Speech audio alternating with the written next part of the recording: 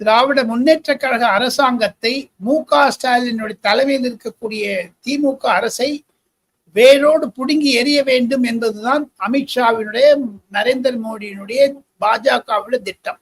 அதை ராஜ்யசபாவில் சொல்லிவிட்டார். சென்னையில் சென்ற மாதம் வந்திருந்த பொழுது அமித்ஷா சொல்லிவிட்டார்.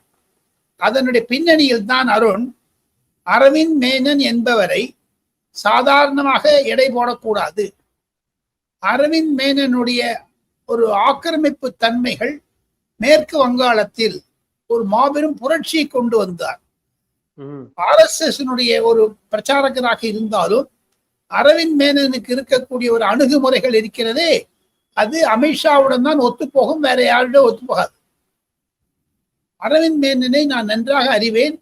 அவர்களுடைய நுட்ப கலைகளை எல்லாம் புரிந்து கொண்டால் ஓட ஓட விரட்டுவார், தெரியாமல் விரட்டுவார். பின்னாடி யார் வராங்கன்னு தெரியாது உங்களுக்கு.